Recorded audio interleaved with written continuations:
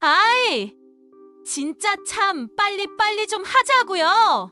다른 할머니들도 기다리니깐 제 말 좀 들으세요. 가만히 좀 계세요. 자꾸 움직이면 더 오래 걸린다고요. 여러분, 오늘 들려드릴 이야기는 78세 허순자 할머니의 요양원 생활 3개월간의 솔직한 기록입니다. 처음 요양원 문을 열고 들어서던 그 첫날의 두려움부터 간병인들과의 갈등, 외로움과 절망의 순간들, 그리고 마침내 찾아온 작은 희망까지 한 어르신의 진솔하고 때로는 아픈 이야기를 통해 우리가 놓치고 있는 것들이 무엇인지 함께 생각해보는 시간이 되었으면 합니다. 그럼 지금 시작합니다. 저의 이름은 허순자이고 올해 78이 되었어요. 오늘 드디어 이곳에 들어왔습니다. 이 나이가 되도록 남의 손을 빌려 살게 될 줄은 몰랐는데 인생이 참 알 수 없는 것 같아요. 차에서 내려 요양원의 입구를 바라보는 순간 가슴이 쿵쾅쿵쾅 뛰었습니다. 3층짜리 하얀 건물이 생각보다 컸어요. 여기서 정말 살아야 하나?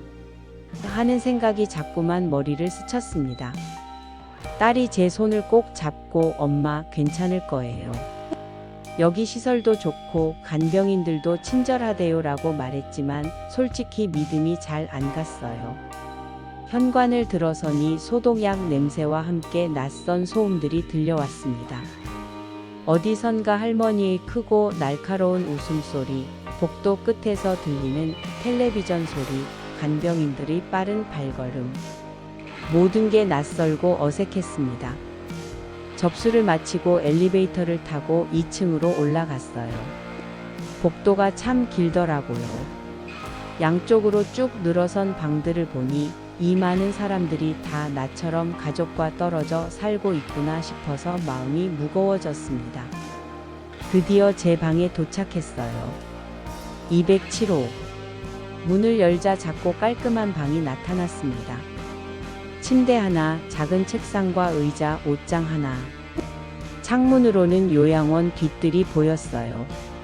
나무 몇 그루와 벤치가 있는 소박한 정원이었지만 그래도 초록색이 보여서 조금은 마음이 놓였습니다. 어머님, 여기가 방이에요. 불편한 게 있으면 언제든 말씀하세요. 간병인 한 분이 친절하게 설명해 주셨어요. 그런데 뭔가 형식적인 느낌이 들었습니다.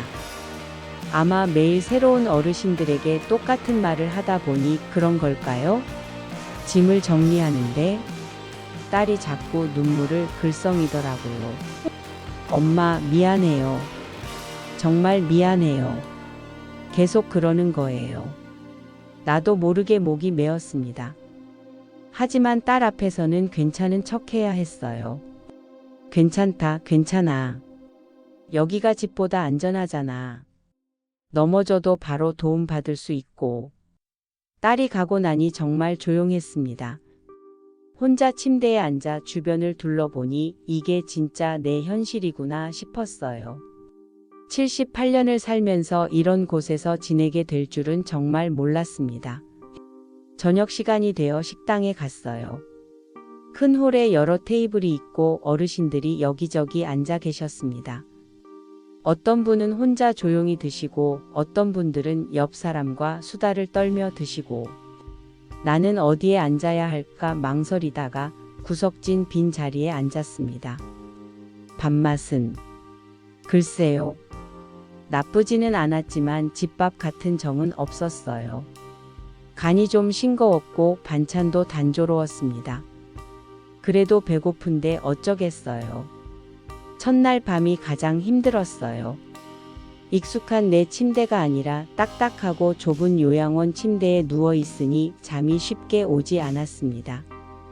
천장을 바라보며 이런저런 생각에 잠겼어요. 이제 정말 나도 늙었구나. 거울을 보면 주름진 얼굴과 희끗희끗한 머리카락이 보이긴 했지만 마음속으로는 아직 젊다고 생각했거든요. 그런데 요양원에 들어오니까 현실을 받아들일 수밖에 없었습니다.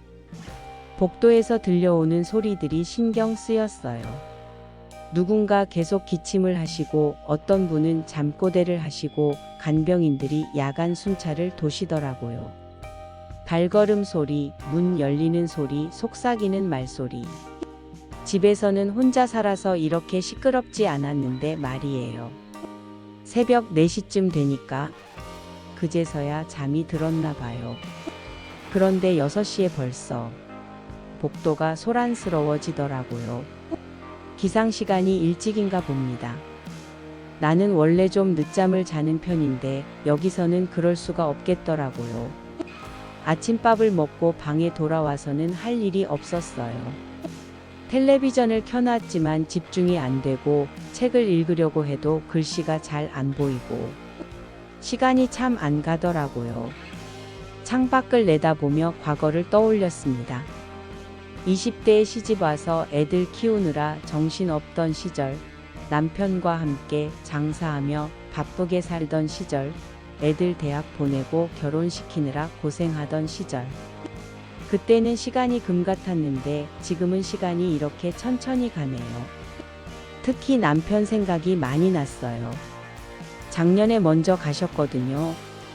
45년을 함께 살았는데 남편이 있을 때는 혼자라는 생각을 안 했는데 요양원에 와서는 정말 혼자라는 게 뼈저리게 느껴졌습니다. 점심시간에 또 식당에 갔어요. 어제와 같은 자리에 앉으려고 했는데 다른 할머니가 먼저 앉아 계시더라고요. 어쩔 수 없이 다른 자리에 앉았는데 옆에 계신 할머니가 말을 걸어주셨어요. 어제 새로 오신 분이죠? 나는 박영자예요. 여기 온 지 6개월 됐어요. 처음으로 누군가와 대화를 나눴어요. 박영자 할머니는 나보다 2살 많으신 80세셨는데 말씀을 재미있게 하시더라고요.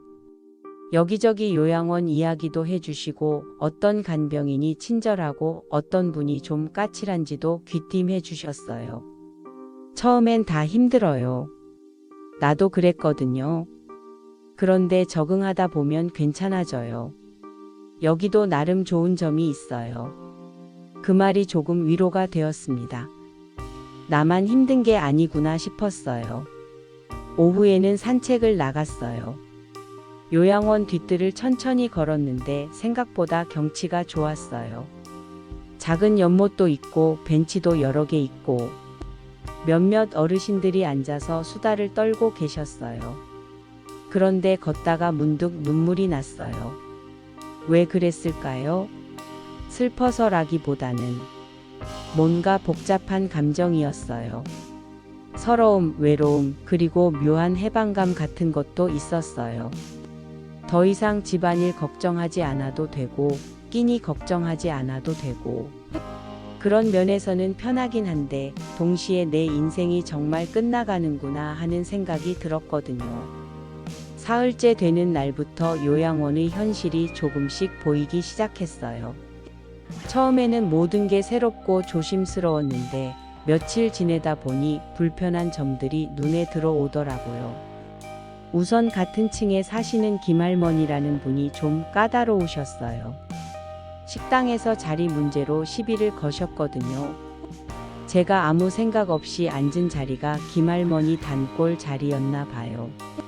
여기 내 자리인데 왜 앉았어? 하시며 퉁명스럽게 말씀하시는 거예요. 저도 당황해서 죄송합니다. 몰랐어요 라고 했는데 모르면 물어봐야지. 아무데나 앉으면 어떡해? 라고 하시더라고요. 나이가 들어서도 이런 일로 트러블이 생기다니 참 어이없었어요. 그래도 참았습니다. 여기서 지내야 하는데 괜한 원수를 만들 필요는 없잖아요. 그런데 더 큰 문제는 일부 간병인들이었어요. 물론 친절한 분들도 있지만 몇몇은 정말 성의가 없었어요. 특히 야간 담당하시는 이간병인이라는 분은 말투부터가 반말이었거든요. 할머니 빨리 일어나세요. 시간 됐어요. 이런 식으로 문도 안 두드리고 들어와서는 커튼을 확 열어버리시는 거예요. 깜짝 놀라서 좀 천천히 해주세요 라고 했더니 여기 혼자 있는 게 아니에요. 다른 어르신들도 많아요 라고 핀잔을 주시더라고요. 그리고 목욕하는 날에는 더 심했어요. 혼자서는 목욕하기 어려우니까 도움을 받아야 하는데 마치 물건 다루듯이 대하시는 거예요. 팔 올리세요, 다리 들어보세요, 이런 식으로 명령조로 말하고 좀 느리게 하면 빨리빨리라고 재촉하고 78년을 살면서 남한테 이렇게 대접받을 줄은 몰랐어요. 물론 간병인도 힘든 일이라는 걸 이해하지만 그래도 기본적인 예의는 있어야 하는 거 아닌가요? 어느 날은 정말 기가 막힌 일이 있었어요. 제가 혈압약을 먹는 시간을 깜빡 까먹고 있었는데 간병인한테 약 먹을 시간 안 됐나요? 라고 물어봤거든요. 그랬더니 그런 거 스스로 챙기세요. 저희가 일일이 다 챙길 수 없어요 라고 하시는 거예요. 그럼 약 복용 관리는 왜 하는 거죠? 나중에 알고 보니 그날 그 간병인이 기분이 안 좋으셨나 봐요. 다른 어르신한테도 짜증을 내시더라고요. 복도에서 다른 할머니들 이야기를 들어보니 저만 그런 게 아니었어요.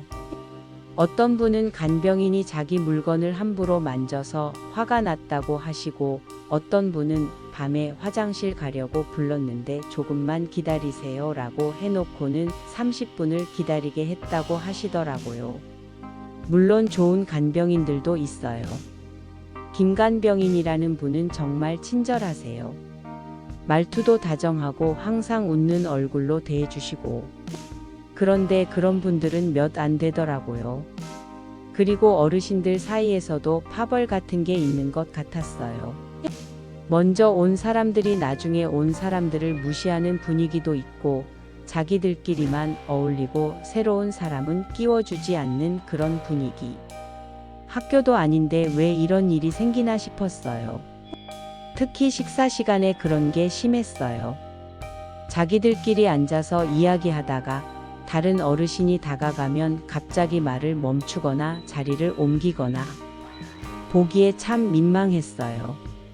나도 모르게 점점 예민해지더라고요. 작은 일에도 신경이 쓰이고 밤에도 잠이 안 오고 이런 곳에서 얼마나 더 지내야 하나 하는 생각이 자꾸 들었습니다. 그래도 다행히 좋은 일도 있었어요. 첫날 만났던 박영자 할머니와 점점 가까워졌거든요.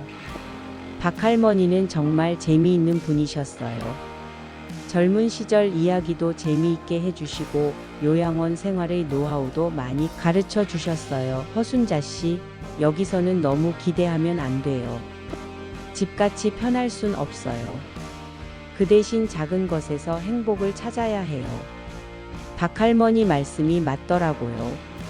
처음엔 집과 비교하면서 불만만 가득했는데 조금씩 관점을 바꿔보니 괜찮은 점들도 보였어요. 우선 끼니 걱정을 안 해도 되는 게 편했어요. 집에 있을 때는 혼자 살면서 귀찮아서 대충 때우는 경우가 많았거든요.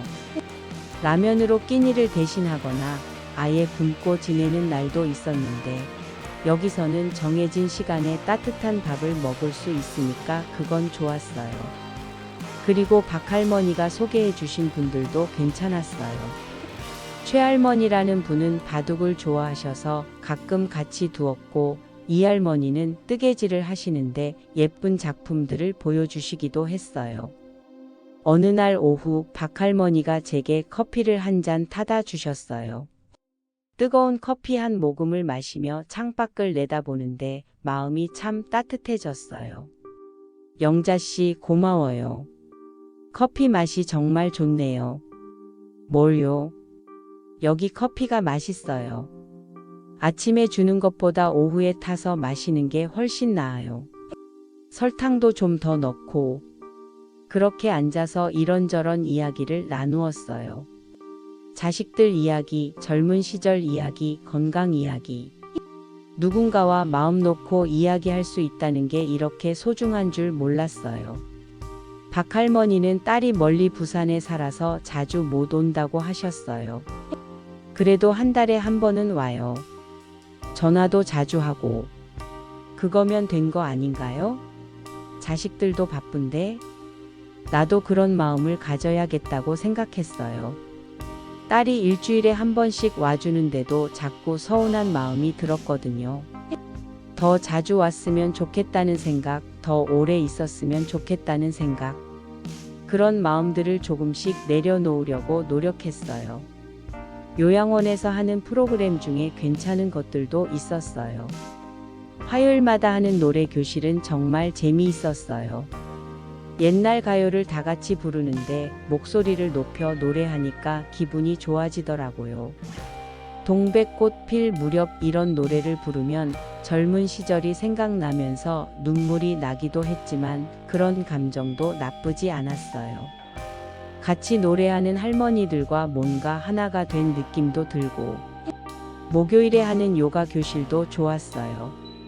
몸이 굳어서 잘 안 되긴 했지만 간단한 스트레칭이라도 하니까 몸이 좀 더 부드러워지는 것 같았어요. 강사 선생님도 친절하셔서 천천히 하세요. 안 되면 억지로 하지 마세요 라고 배려해 주시더라고요. 가장 좋았던 건 박할머니와 함께하는 산책이었어요. 날씨 좋은 날 오후에 뒷뜰을 천천히 걸으면서 이런저런 이야기를 나누는 시간. 그 시간만큼은 요양원 생활의 불편함을 잊을 수 있었어요. 순자씨, 우리 나이에 이렇게 친구 만나기 쉽지 않은데 참 다행이에요. 박할머니 말을 들으니 정말 그런 것 같았어요. 집에 혼자 있을 때는 이웃과도 별로 가깝지 않았거든요. 인사 정도만 하고 지냈는데 여기서는 매일 얼굴을 보다 보니까 정도 들고 그래서 조금씩 마음이 편해지기 시작했어요.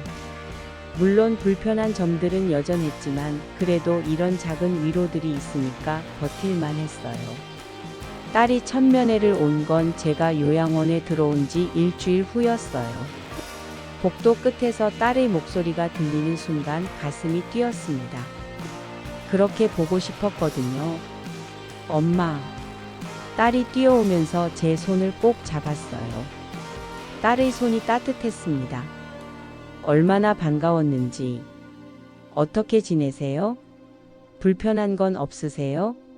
밥은 잘 드세요? 딸이 연신 물어봤어요.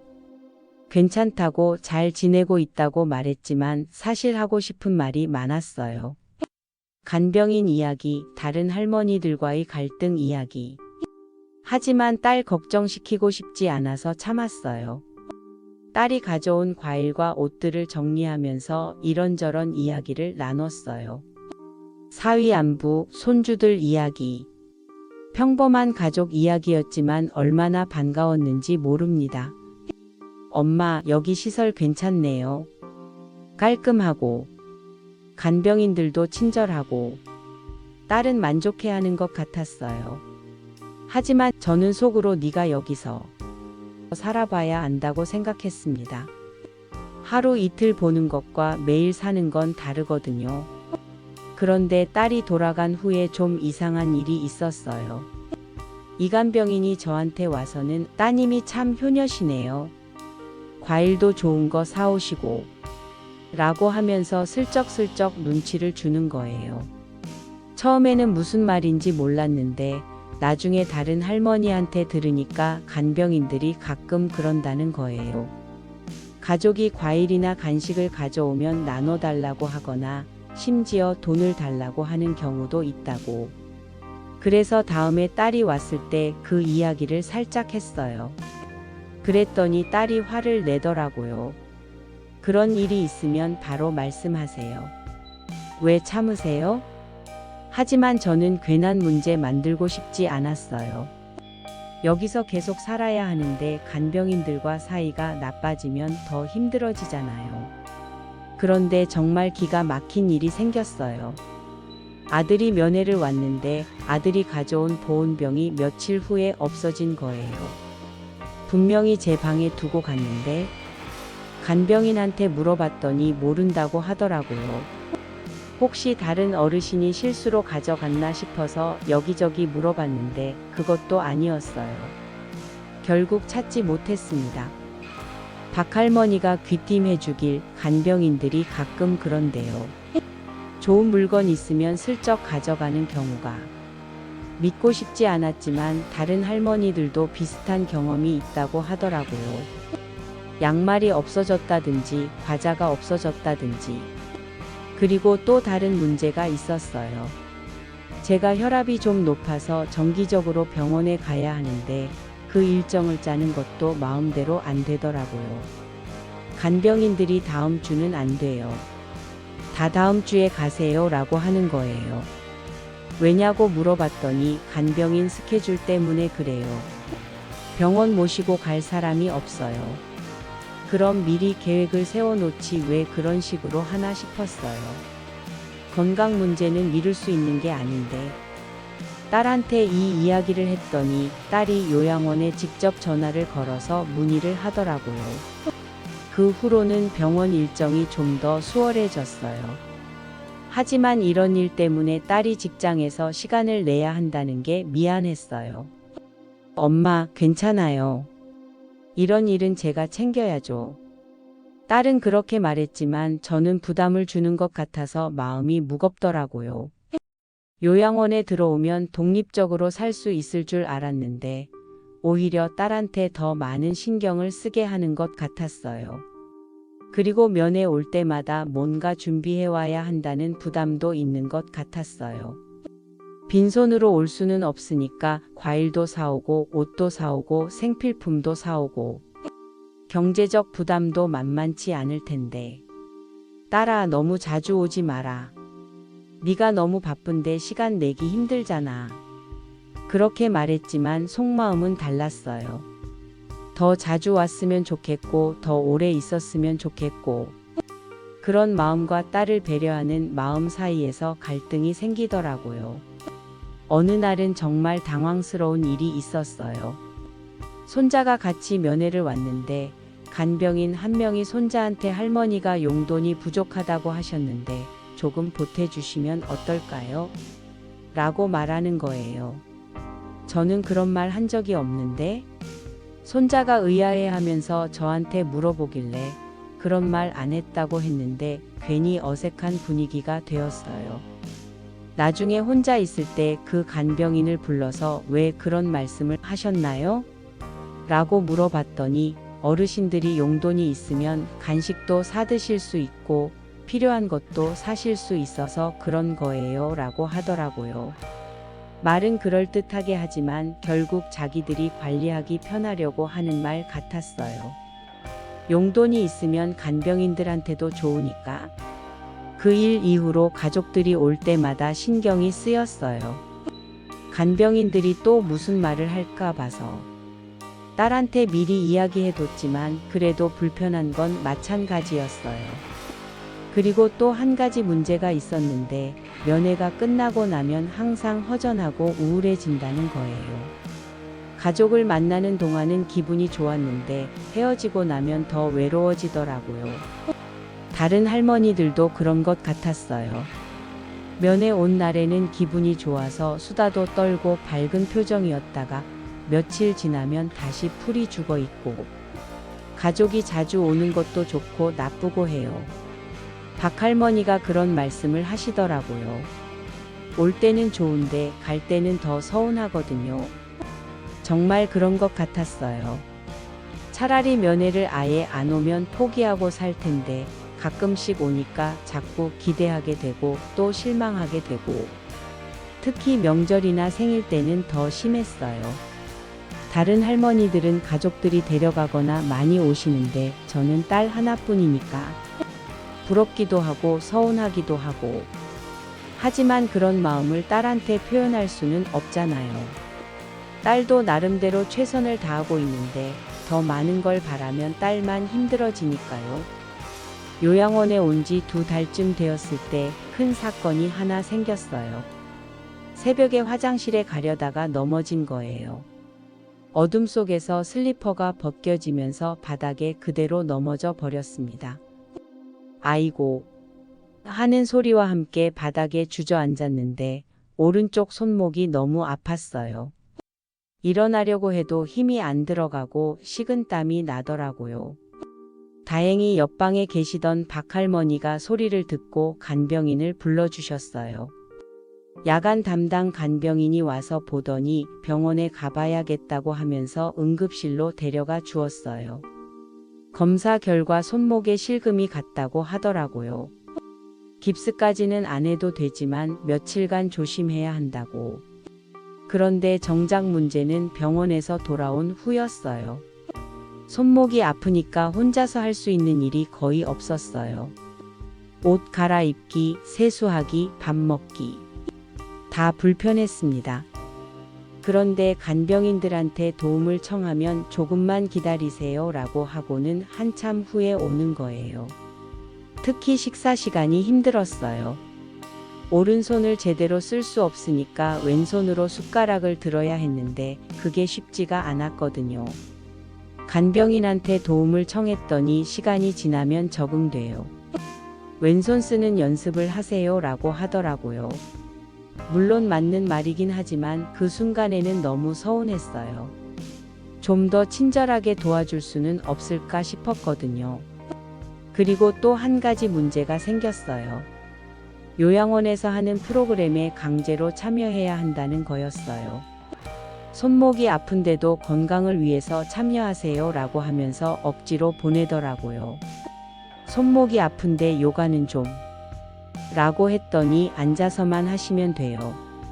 다른 어르신들도 다 참여하시는데 혼자만 빠질 수는 없어요 라고 하는 거예요. 결국 억지로 참여했는데 하나도 도움이 안 되었어요.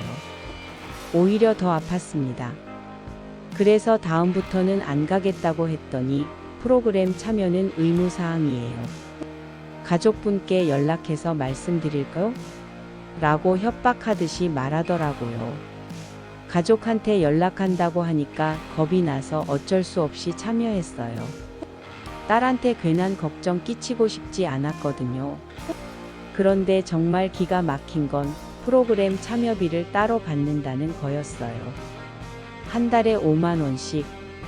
선택사항이지만 참여하시는 게 좋아요 라고 했는데 실제로는 강제였거든요. 딸한테 이 이야기를 했더니 딸이 화를 냈어요. 그런 건 미리 말해줘야 하는 거 아닌가요? 왜 나중에 청구해요? 요양원 측에서는 계약서에 나와 있다고 하더라고요. 하지만 그 계약서가 워낙 복잡하고 길어서 제대로 읽지 못했거든요. 그리고 또 다른 문제가 있었는데 약 관리였어요. 제가 먹는 약이 여러 개 있는데 간병인들이 가끔 실수를 하는 거예요.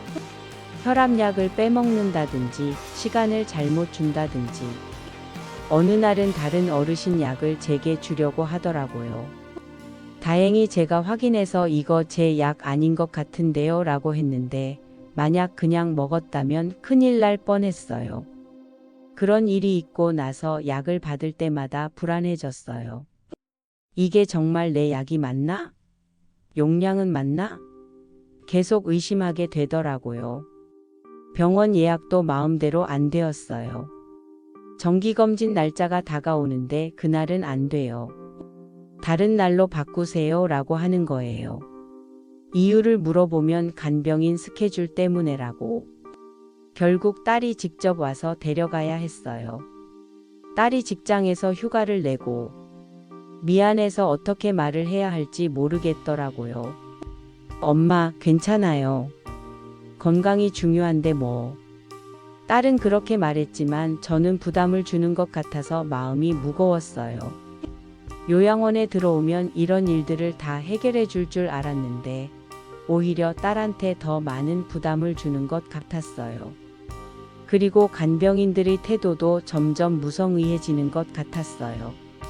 처음에는 그래도 친절했는데 시간이 지날수록 대충대충 하는 느낌이 들었어요. 할머니들이 다 까다로워서 힘들어요. 간병인들끼리 하는 말을 우연히 들었는데 기분이 정말 나빴어요. 까다로운 게 아니라 기본적인 요구를 하는 건데 요양원에 들어온 지 3개월이 되어 가니까 처음의 기대감은 완전히 사라지고 현실만 남았어요. 매일매일이 똑같은 일상의 반복이었고 불편함은 계속 쌓여만 갔습니다. 아침 6시 30분에 기상, 7시에 아침밥, 오전에는 강제 프로그램 참여, 점심 후 낮잠, 오후에도 또 다른 프로그램. 마치 기계처럼 돌아가는 일정에 맞춰 살아야 했어요. 그런데 이런 생활이 싫다고 해서 바꿀 수 있는 것도 아니었어요. 규칙이에요. 모든 어르신들이 똑같이 하시는 거예요 라는 말만 돌아올 뿐이었죠. 특히 힘든 건 간병인들의 태도였어요. 저만 그런 게 아니라 다른 할머니들도 다 힘들어하고 계셨어요. 어떤 분은 밤에 화장실 가려고 불렀는데 참으세요 라는 말을 들었다고 하시고, 어떤 분은 아픈데도 괜찮다며 무시당했다고 하시더라고요. 제일 속상했던 건 어느 날 저녁에 일어난 일이었어요. 저녁을 먹는데 국이 너무 뜨거워서 국 좀 식혀주세요 라고 했거든요. 그랬더니 간병인이 할머니 입으로 후후 불어서 드세요. 저희가 일일이 다 해드릴 수는 없어요 라고 하면서 짜증을 내는 거예요. 78살 먹은 사람한테 후후 불어서 드세요 라니. 얼마나 기가 막혔는지 모릅니다. 그것도 다른 어르신들 앞에서. 창피해서 얼굴이 빨개졌어요. 그날 밤에 딸한테 전화를 걸려고 했는데 목이 메어서 말이 안 나왔어요. 그냥 끊었다가 다시 걸어서 괜찮다, 잘 지내고 있다고 말했지만 속으로는 눈물이 났어요. 박할머니도 비슷한 경험이 있다고 하시더라고요. 처음에는 참을만 했는데 시간이 갈수록 더 심해져요. 우리를 사람 취급 안 하는 것 같아요. 정말 그런 것 같았어요. 처음 며칠은 그래도 신경을 써주더니 시간이 지나니까 대충 하는 거예요. 어차피 우리가 어디 갈 곳도 없고 참을 수밖에 없다는 걸 아니까. 그리고 돈 문제도 계속 생겼어요. 처음에 말한 비용 외에도 이것저것 추가로 내야 할 게 많았거든요. 프로그램 참여비, 간식비, 외출 동행비. 한 달에 10만 원 정도는 더 나갔어요. 딸한테 미안해서 말도 못하고 있었는데 어느 날 딸이 계산서를 보더니 엄마, 이게 뭐예요? 처음에는 이런 비용 없다고 했는데 라고 물어보더라고요. 그제서야 그동안 있었던 일들을 다 말했어요. 억지로 프로그램에 참여시키는 것, 간병인들의 불친절한 태도, 약 관리 실수들. 딸이 화를 내면서 왜 진작 말씀 안 하셨어요? 라고 했는데 저는 그저 괜한 걱정 끼치고 싶지 않아서 라고 밖에 말할 수 없었어요. 그런데 정작 마지막 짚은 다른 일이었어요. 어느 날 간병인이 제 머리를 감겨주면서 너무 거칠게 하는 거예요. 머리를 세게 끌어당기고 샴푸도 충분히 헹구지 않고 좀 천천히 해주세요. 아파요 라고 했더니 시간이 없어요. 다른 할머니들도 많아요 라고 하면서 더 거칠게 하더라고요. 그 순간 정말 화가 났어요. 78년을 살면서 이렇게 대접받을 줄은 몰랐거든요. 사람을 사람으로 보지 않는다는 생각이 들었어요. 그날 밤에 잠이 안 와서 뒤척이다가 결국 딸한테 전화를 걸었어요. 새벽 2시였는데 딸아, 나 좀 데리고 가라. 그 말이 나오는 순간 눈물이 터졌어요. 3개월 동안 참았던 모든 게 쏟아져 나왔습니다. 엄마, 무슨 일이에요? 왜 그래요? 나 더 이상은 못 견디겠다. 여기서 죽을 것 같아. 제발 나 좀 데리고 가줘. 딸이 놀라서 지금 가겠다고 했지만 새벽이니까 아침에 오라고 했어요. 그리고 전화를 끊고 밤새 울었습니다. 왜 이렇게 된 걸까? 처음에는 괜찮을 줄 알았는데 나이 들어서 이런 서름을 당할 줄은 정말 몰랐어요. 딸이 아침 일찍 달려왔어요. 붓고 빨간 제 눈을 보더니 크게 놀라면서 엄마, 무슨 일이에요? 라고 물어보더라고요.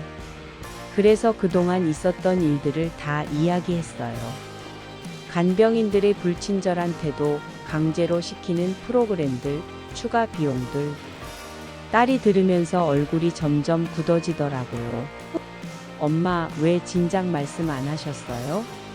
이런 일들을 혼자 다 참고 계셨어요? 그리고 딸이 바로 간호사실장하고 얘기를 하러 갔어요. 1시간 정도 이야기를 나누고 와서는 조금 나아질 거예요 라고 하더라고요. 실제로 그 이후에는 조금씩 달라지기 시작했어요. 우선 담당 간병인이 바뀌었어요. 새로 온 김간병인이라는 분은 훨씬 친절했거든요. 할머님, 불편한 일 있으면 언제든지 말씀하세요.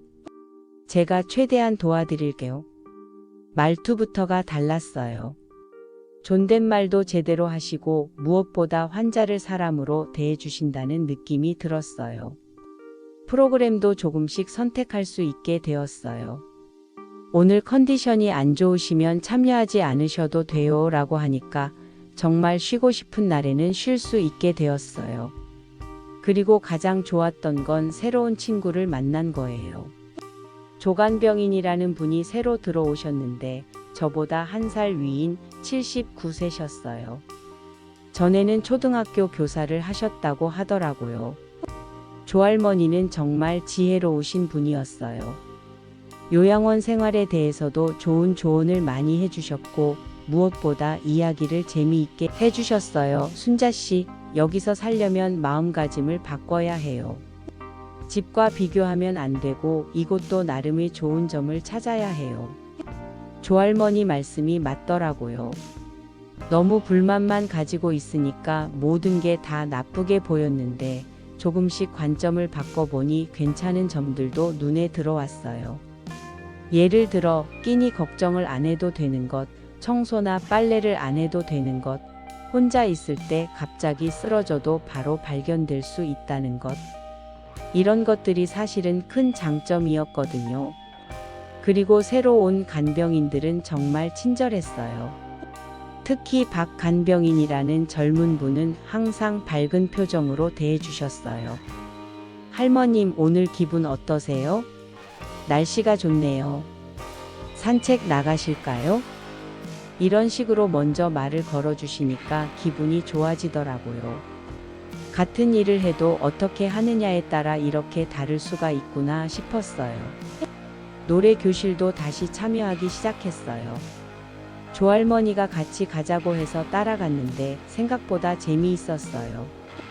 옛날 노래를 부르면서 젊은 시절 추억도 떠오르고 특히 고향의 봄을 부를 때는 눈물이 날 뻔했어요. 어릴 때 고향에서 봄나물 뜯던 기억, 학교 다니던 기억, 그런 것들이 주마등처럼 스쳐 지나가더라고요. 요가 교실도 다시 나가기 시작했어요. 강사 선생님이 천천히 하세요. 무리하지 마세요 라고 배려해 주시니까 부담 없이 할 수 있었어요. 몸도 조금씩 부드러워지는 것 같고, 그리고 가장 좋았던 건 도서관이 새로 생긴 거예요. 작은 공간이지만 책들이 꽤 있었거든요. 오랜만에 책을 읽으니까 마음이 평온해지더라고요.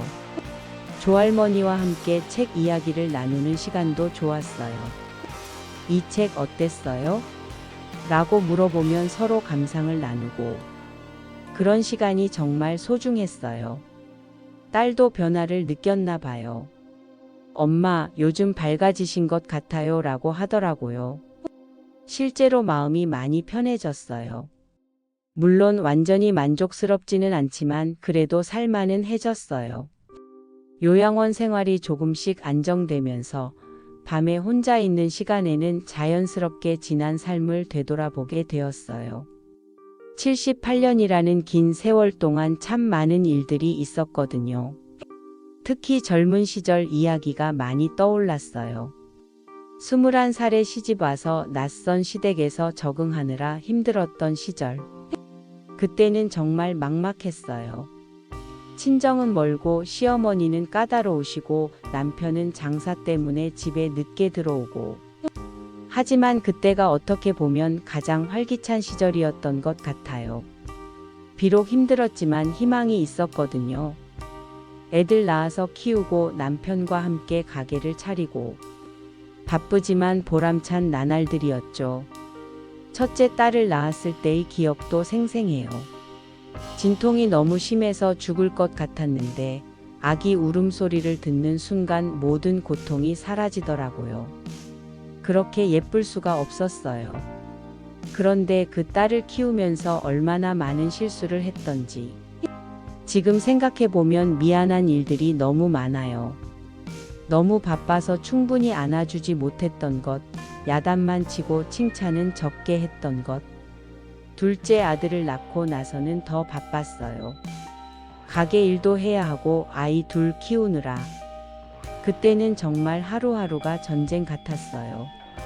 새벽에 일어나서 밤늦게까지 일하고. 그런 와중에도 남편과는 참 많은 추억을 만들었어요.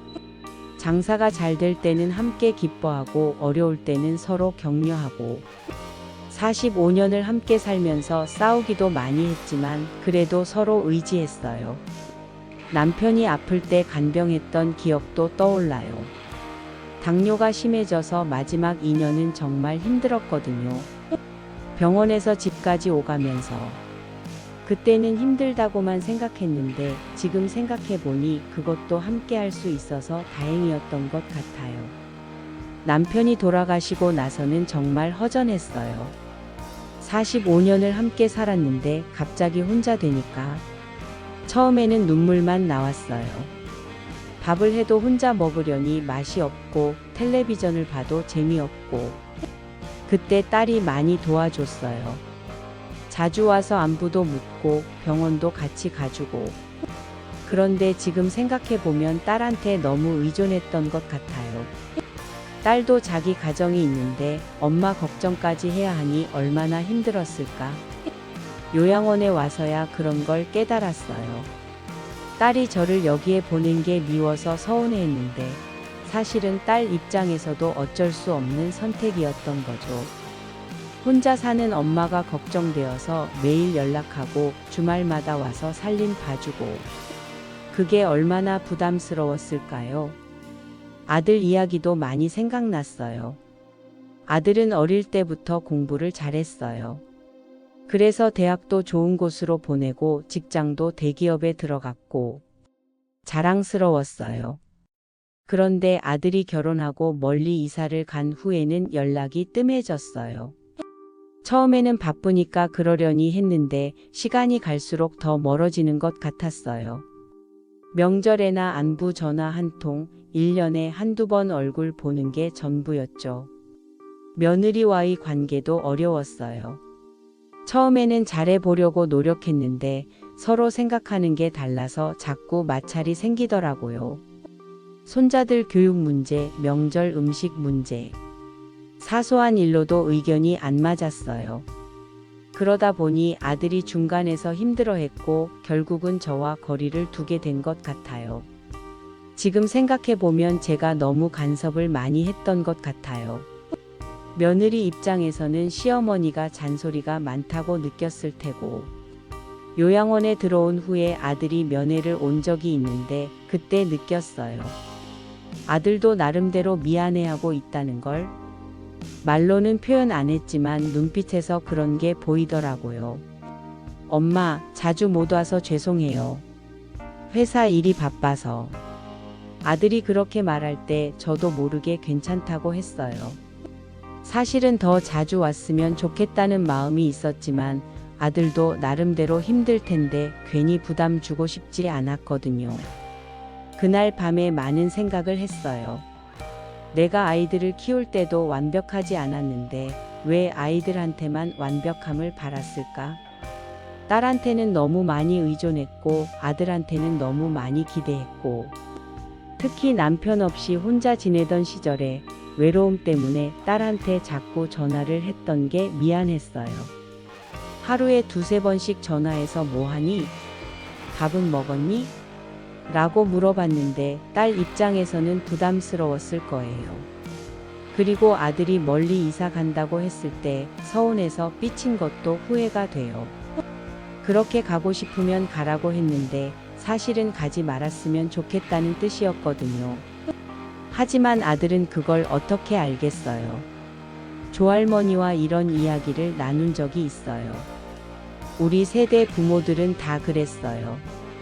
아이들한테 사랑한다는 말도 잘 안 하고 미안하다는 말도 잘 안 하고 그게 당연한 줄 알았거든요. 정말 그런 것 같았어요. 우리 때는 감정 표현을 잘 안 했어요. 사랑해도 말로 표현하기보다는 행동으로 보여주려고 했고 미안해도 미안하다는 말보다는 다른 방식으로 표현했고 하지만 지금 세대는 다르잖아요.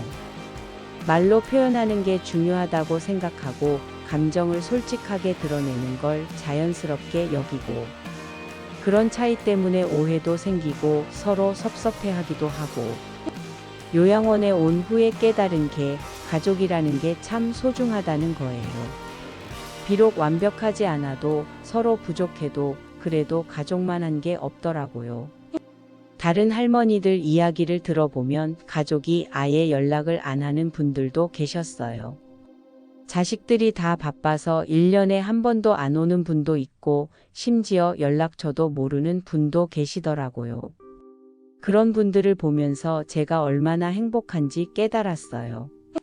딸이 일주일에 한 번씩 와주고 아들도 한 달에 한 번은 연락을 주고 이것만으로도 정말 감사한 일이었던 거예요. 그래서 요즘은 딸이 올 때 고맙다는 말을 더 자주 해요.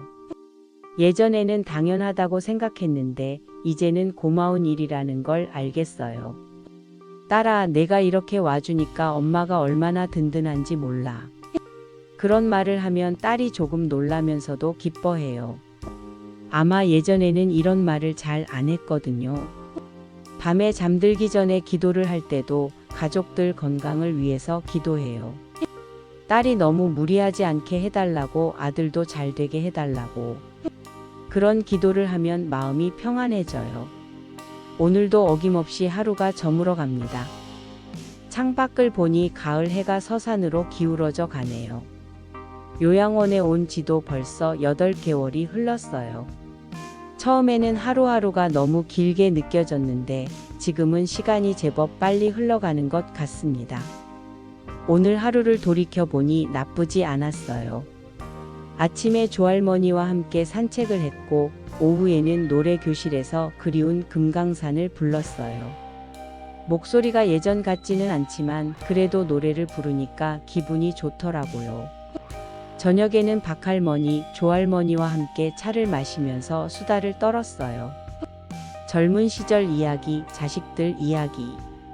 이런 시간들이 정말 소중해요. 혼자 있을 때는 외롭지만 이렇게 마음 맞는 사람들과 함께 있으면 외로움도 잊어버리게 돼요. 그런데 가끔은 이런 생각도 들어요. 내가 언제까지 이곳에서 살게 될까?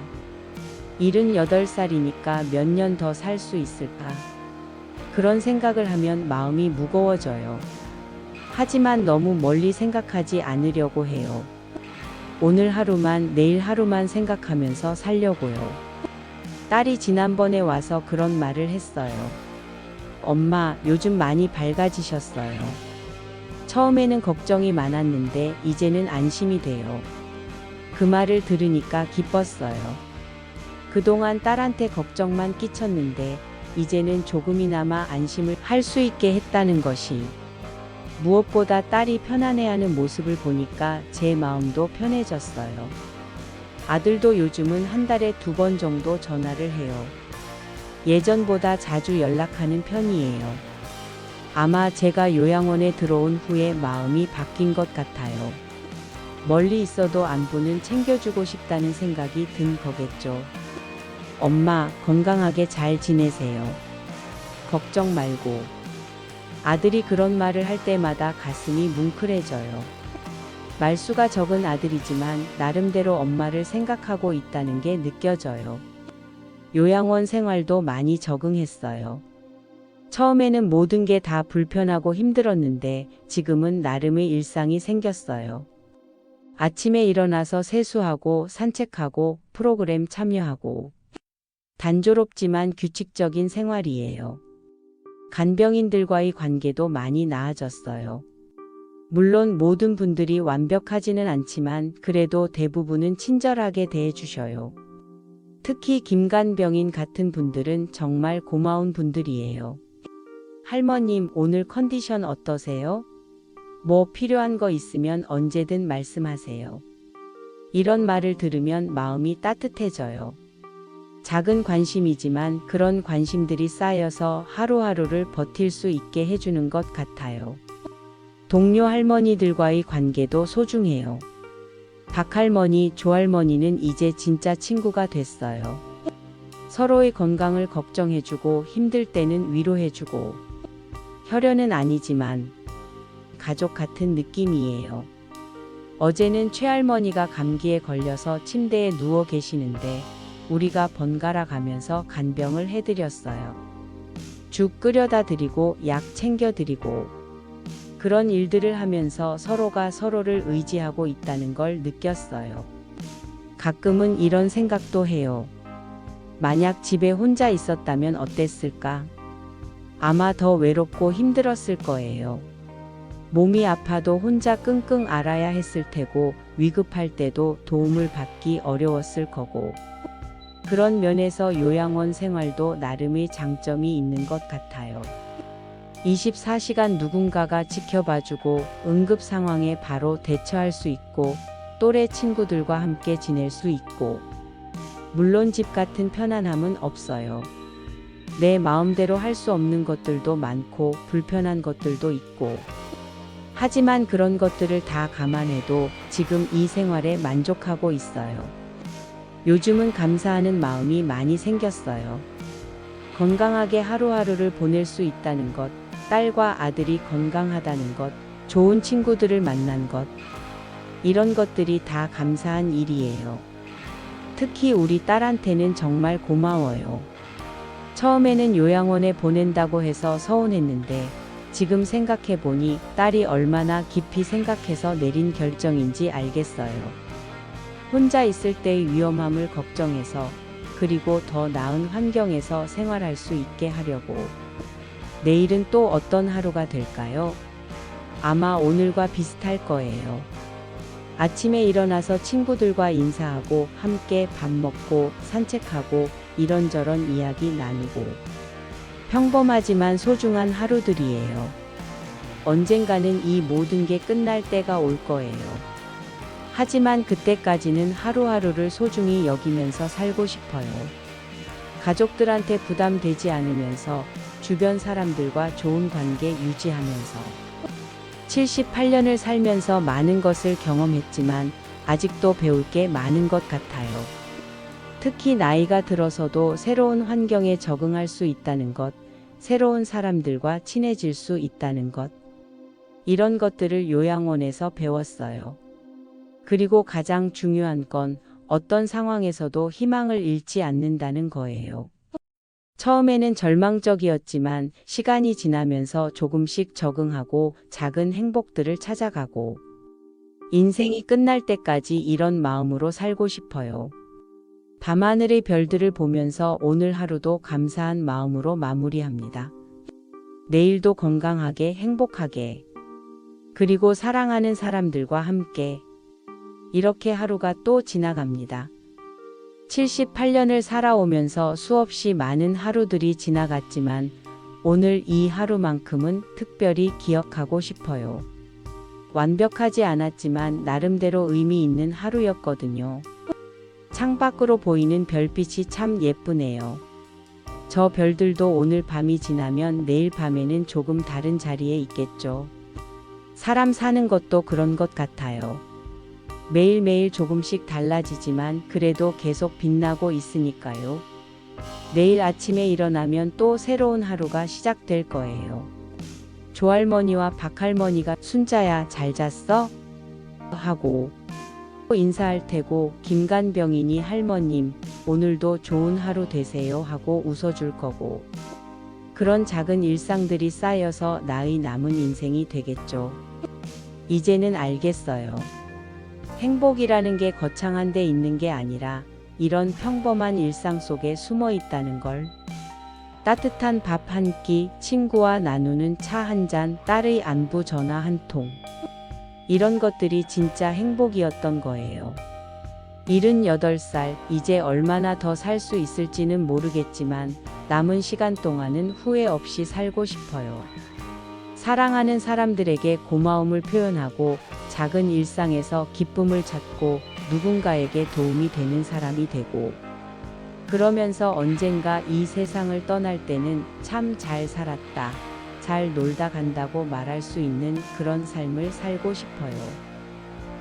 오늘 함께한 허순자 할머니의 이야기는 78세 우리 엄마가 겪으셨던 3개월의 요양원 경험이셨습니다.